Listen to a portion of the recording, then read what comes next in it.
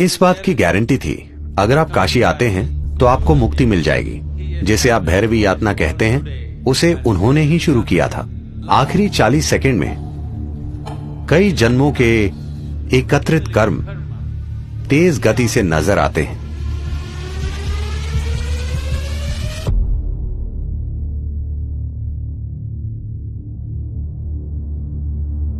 काल भैरव का मतलब है वो जो काले हैं।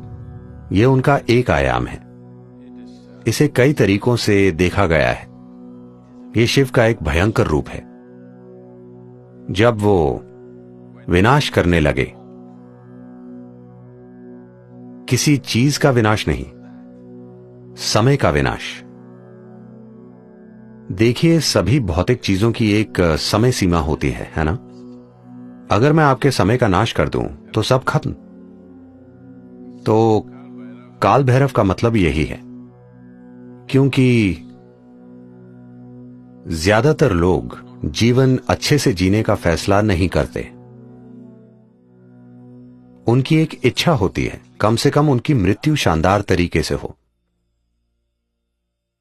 यही छोटी सी इच्छा लाखों लोगों को काशी खींच लाती है, मरने के लिए। तो जीवन के अंतिम चरण में लोग आए क्योंकि वो शानदार तरीके से नहीं जी पाए। उनका सपना था कि वो कम से कम शानदार तरीके से मरे।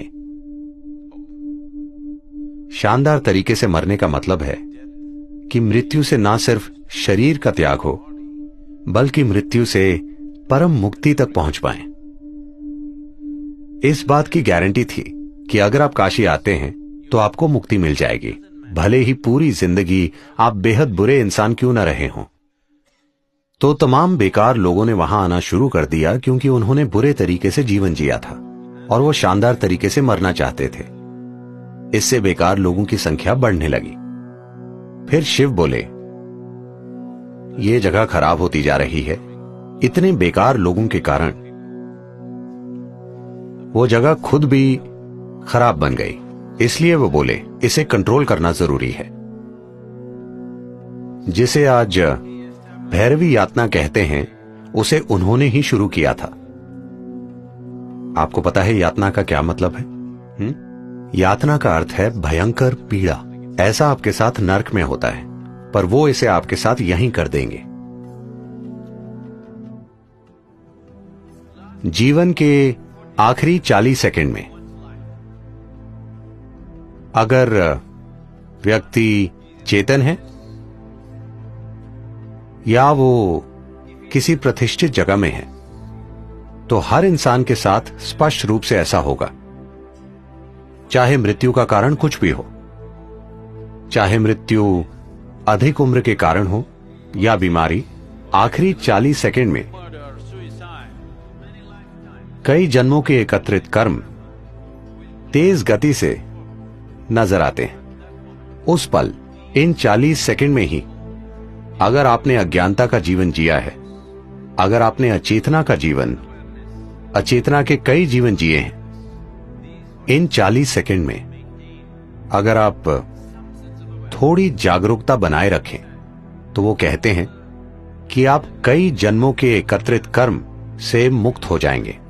आप सिर्फ 40 सेकंड के लिए एक तीव्र पीड़ा से गुजरेंगे और फिर शुद्ध हो जाएंगे और विलीन हो जाएंगे।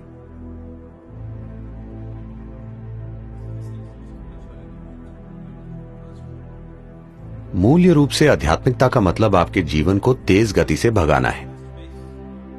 आपका कष्ट भयंकर हो सकता है क्योंकि सब कुछ तीव्र गति से घटित हो रहा है।